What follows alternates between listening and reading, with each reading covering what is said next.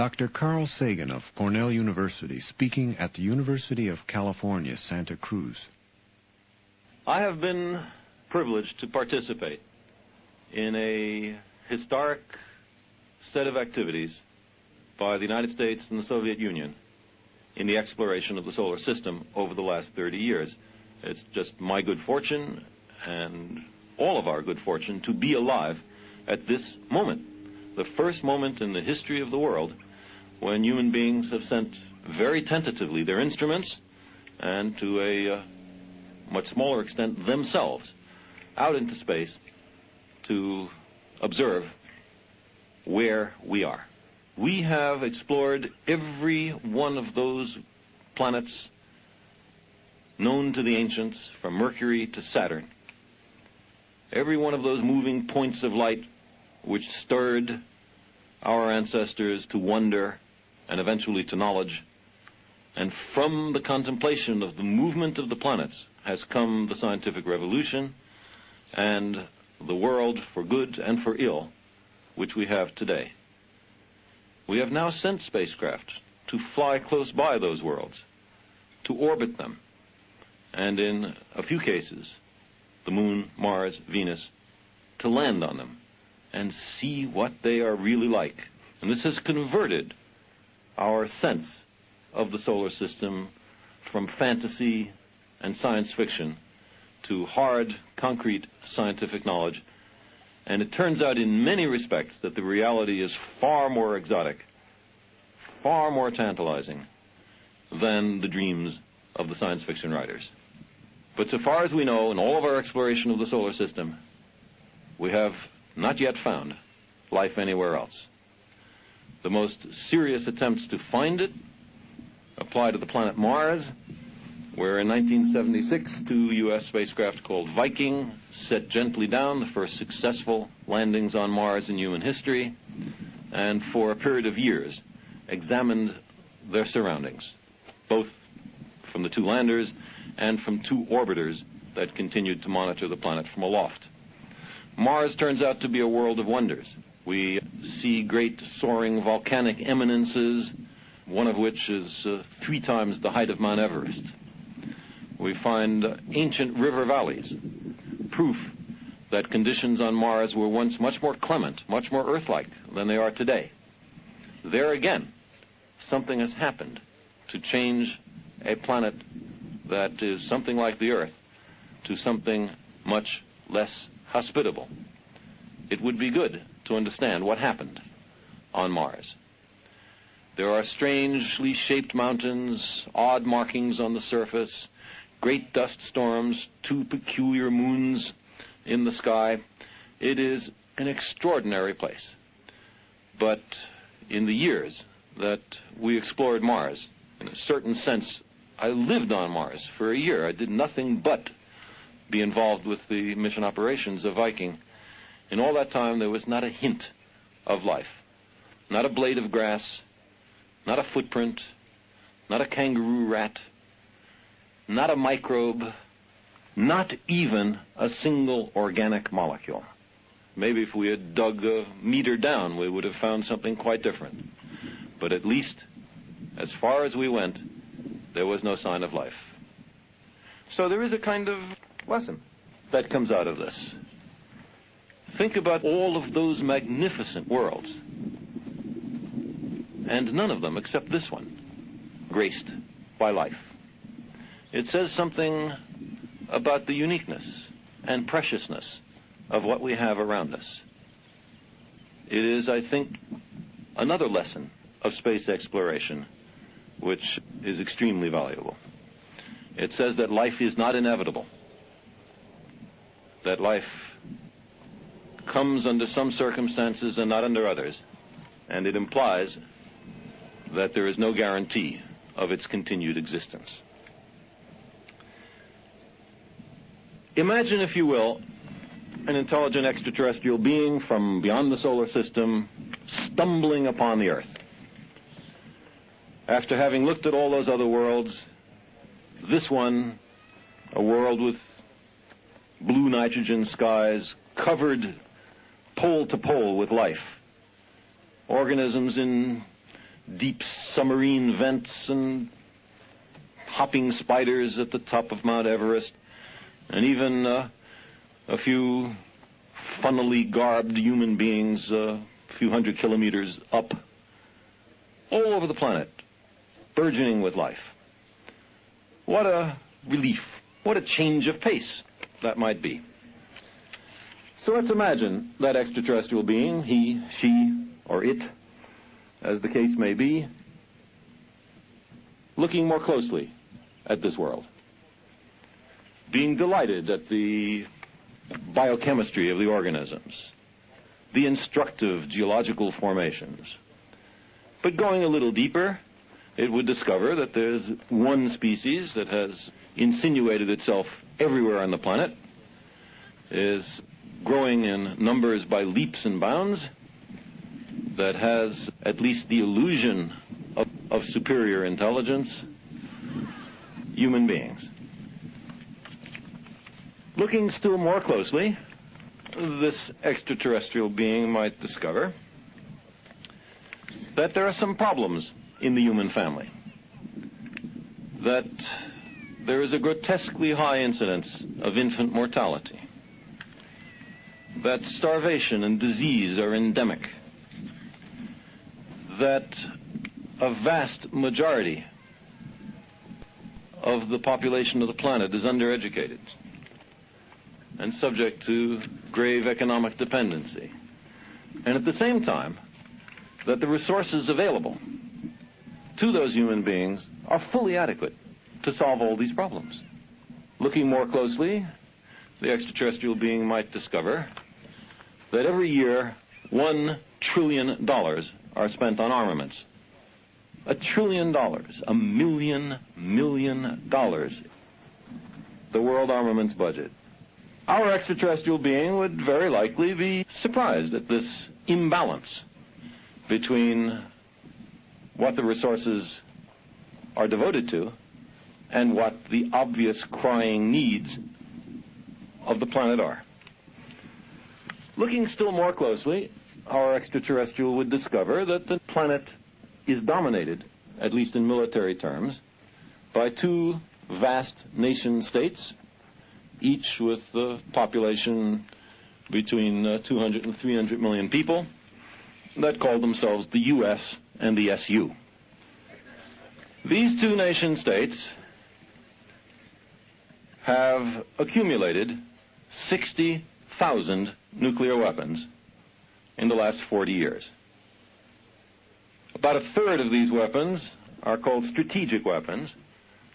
That means they are instantly poised for delivery halfway across the planet to the offending adversary state. They are in missiles stuck deep in the ground in concrete silos. They are in mobile missiles cleverly designed, which can hide in a forest, for example, so nobody can see that they're there. Cruise missiles, which hug the landscape, fly at low altitude for thousands of kilometers. Aircraft containing nuclear weapons, and even submarines that go to the ocean depths where no one can find them and are loaded with missiles, each of which contain, in some cases, 10 nuclear warheads. This is all done in the name of something called deterrence. There would be a translation problem for our extraterrestrial. He would have to understand what is the meaning here.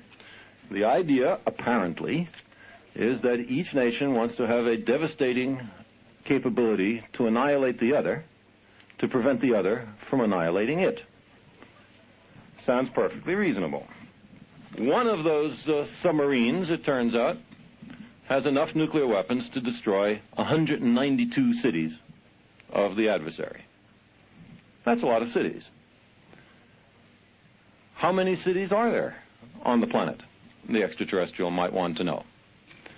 If you define a city as having 100,000 people or more, there's only about 2,300 cities on the planet. So that means that the United States and the Soviet Union, by delegating 2 strategic weapons for each city on the planet, could annihilate every city on the planet and have 15,000 strategic weapons left over, wondering what to do with them. And the extraterrestrial being would discover that while both sides talk a good line, every year they increase the number of strategic weapons. They do it in the cause of peace.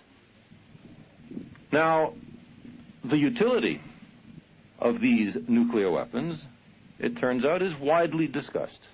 What would the consequences be of their use? There is, the extraterrestrial might discover, an organization in Switzerland called the World Health Organization. It is, as the title suggests, devoted to the health of the human beings on the planet. They have made an estimate of what would be the immediate consequences of a so-called central exchange in which the United States and the Soviet Union throw about half of their nuclear weapons, their strategic weapons, at each other. The answer would be the prompt deaths within a few weeks by blast and neutrons and gamma rays, fire, falling buildings, lingering radiation of about 1.1 billion people. Another 1.1 billion people would also die if they did not receive prompt medical attention, which of course would be unavailable because the doctors in the hospitals are mainly concentrated in the target zones. So that's over 2 billion people. Nobody can be, of course, completely sure about these numbers. Might be a few hundred million more or less, but we're only talking roughly. But then there is a more delayed set of possibilities. The fine particles put up into the atmosphere from high-yield ground bursts and from the burning of forests and especially cities produces a pall of fine particles which block the sunlight, darken and cool the earth. And this is the so-called nuclear winter. And here again, the degree of death and destruction that is implied can be known only very roughly. But a recent study by an organization called the International Council of Scientific Unions, involving 200 scientists, a period of 3 years, 25 countries, deduced that the net result might be, from the destruction of crops alone, the mass death by starvation of several billions of people more. Well, 2 billion people plus several billion people, you can see the advantages of an education in arithmetic, is very close to the total human population of the planet. So, the extraterrestrial creature might very well think that this sort of information should bring the contending nation states to their senses. And then, assuming the extraterrestrial being has arrived here lately, she or he or it might have heard about a disaster in which 7 people were killed in the launch of a large rocket. Rockets, of course, carry the bulk of the strategic weapons. Or the extraterrestrial might have heard of the unexpected meltdown of a nuclear reactor in the other of the 2 adversary nations. And the fact that both of those nations had made confident predictions about the unlikelihood of precisely such disasters. The United States had estimated that you would have to have thousands of shuttle launches before there was a statistical probability of a disaster on launch. In fact, it took 20. The Soviet Union had authoritatively estimated for the precise power plant that had the meltdown, Chernobyl, that the average waiting time for meltdown would be 10,000 years. The extraterrestrial being would deduce that there is something awry on the planet Earth, something not quite right. These beings can't stop. Their hatred and their fear are stronger than their dedication to self-preservation. So, it's just as well, the extraterrestrial visitor might say, These aren't the sorts of beings we want out there tooling around the galaxy anyway. Maybe there is a kind of neat natural selection in which those beings who would mess up the capability for interstellar space flight destroy themselves beforehand, and everything takes care of itself.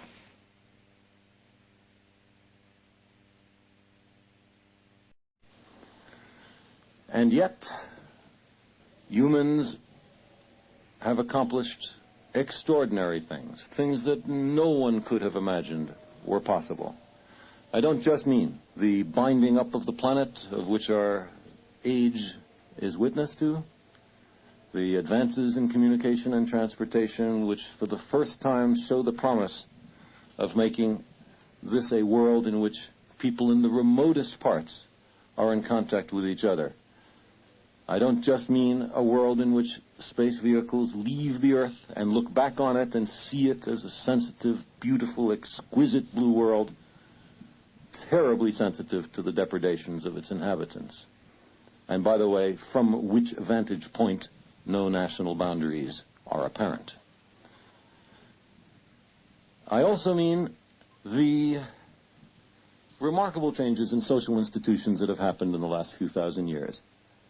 There was a time when human sacrifice and cannibalism were endemic. Everybody did it. An Aztec businessman going on a trip would find his servants vying with each other for the privilege of being sacrificed to give him good luck. This was considered absolutely normal behavior. And it is not just among the Aztecs. All over the world, including among the civilizations that we proudly consider our ancestors, ancient Greece and Rome, for example, human sacrifice and infanticide were the order of the day. There was a time when divine right of kings was considered obvious. You may remember a revolution was fought in this country on this issue. The idea was that God had decided that King George III and others of his ilk should tell us what to do. And there were famous philosophers and archbishops and other leaders of the society who assured everybody that that was what God had in mind, that anything else was not just impious, but treasonable. Very few people think that today. I bet you even Queen Elizabeth II doesn't believe in the divine right of kings or queens.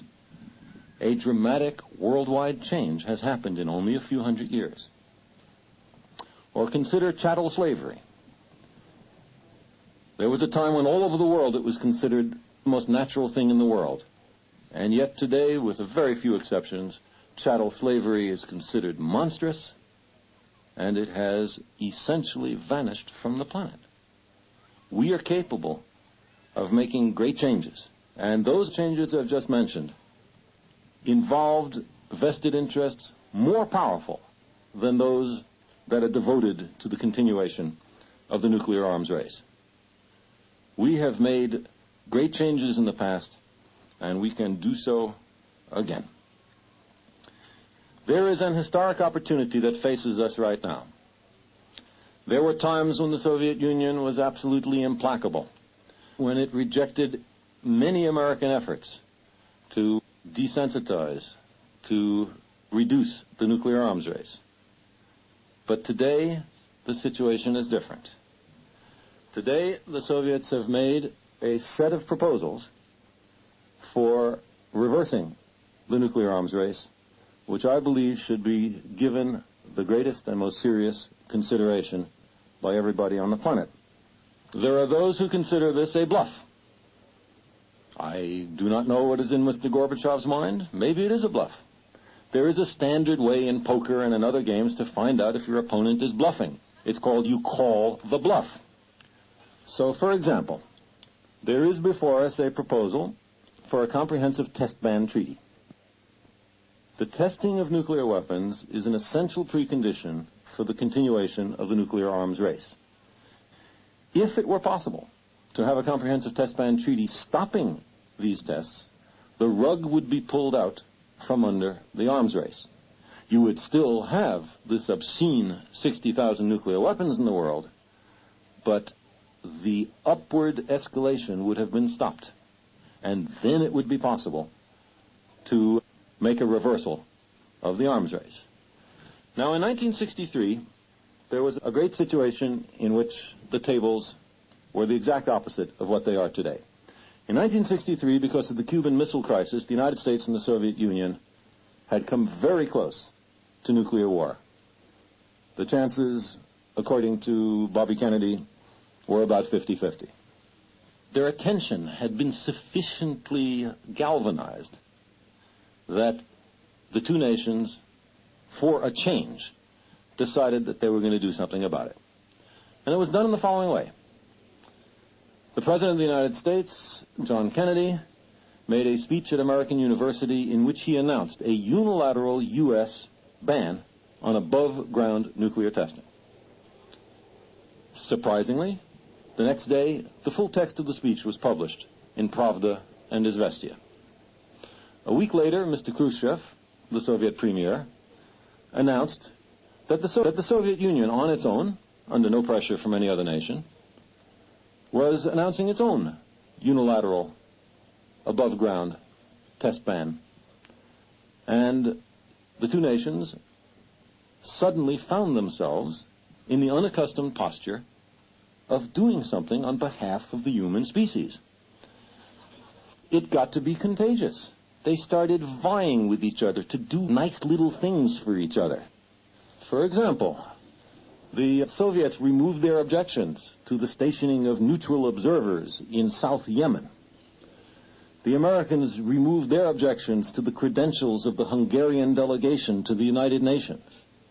Suddenly there got to be a peace race. Later that year, Ambassador Averell Harriman was sent to Moscow by President Kennedy to negotiate de jure the test ban treaty which had been in effect de facto. As he got off the airplane, a correspondent from TASS said to him, "Mr. Harriman, how long do you think it will take to negotiate this extremely difficult and unprecedented treaty?" Mr. Harriman said, "If Mr. Khrushchev wishes this treaty half as much as Mr. Kennedy, I will be back on this airplane in 2 weeks." 13 days later, the treaty was signed.